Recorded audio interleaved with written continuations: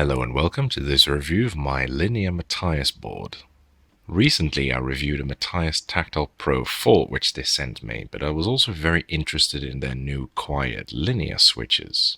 At the moment they only offer these in a single board, which is an ergonomic keyboard, but because I can't really do ergonomic keyboards, I asked if they could send me some loose switches instead. That way I could mount them in whatever Alps keyboard I wanted.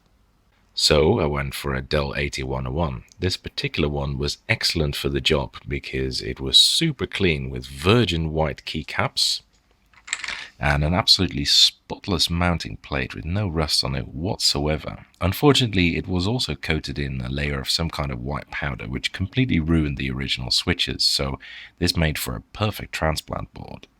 Anyway, I've already done an AT101 review, so I'm not going to talk about the board itself, just the switches.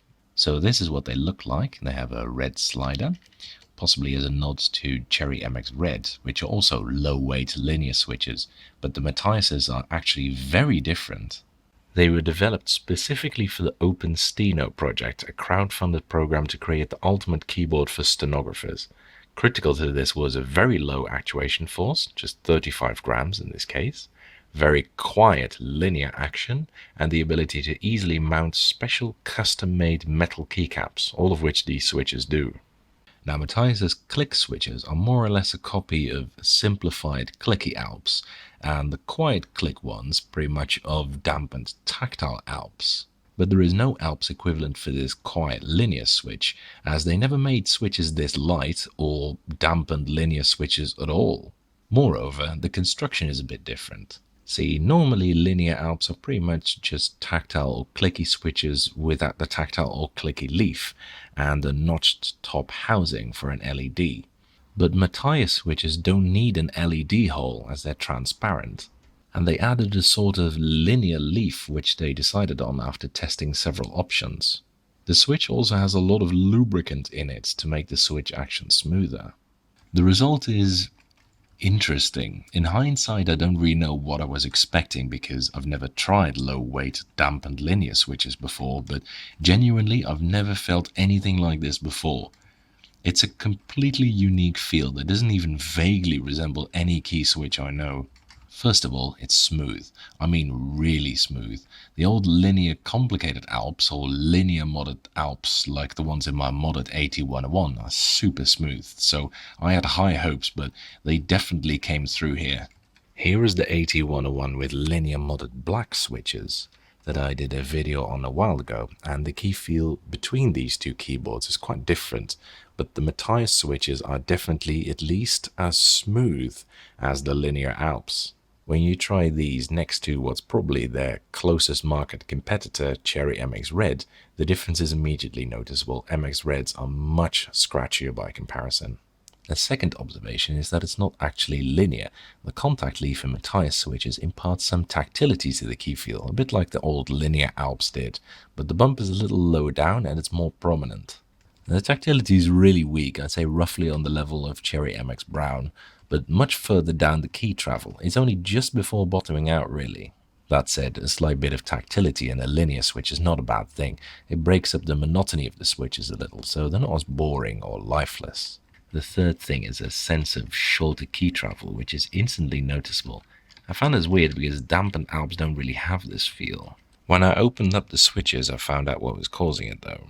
See, in dampened Alps you have these figure-of-8 shaped rubber dampers in the slider, which silence the switch both on the up and the downstroke. It's a very clever design that really works well.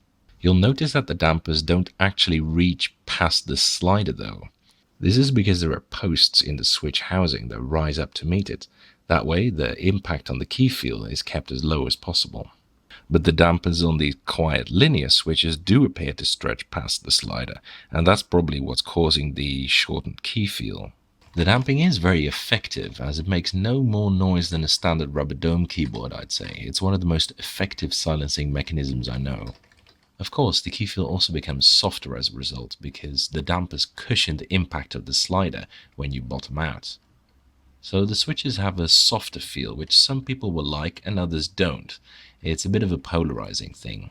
I wanted to see what would happen if I took the dampers out though, which is easy to do with Matias switches because like Alps you can just take the top housings off using some cocktail sticks and toothpicks. So I modified the WASD cluster in this manner, and the results are pretty cool. First of all, a quick sound test reveals just how much noise the dampers actually block. So here are the undamped ones, and these are damped ones.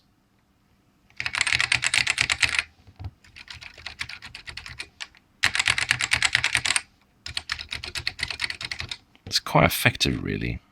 The undamped switches are clearly a lot louder, and they also gain a strong switch ping if you listen,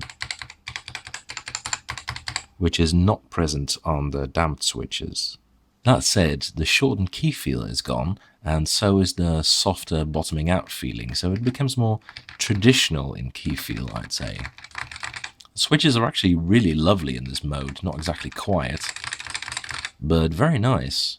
Overall, these quiet linear switches, at least when stock, are a bit love or hate, I think. 35 grams is very light, too light for some people, I'm sure. And not everyone might like the dampened key feel, but they're really smooth, and I think they're onto something.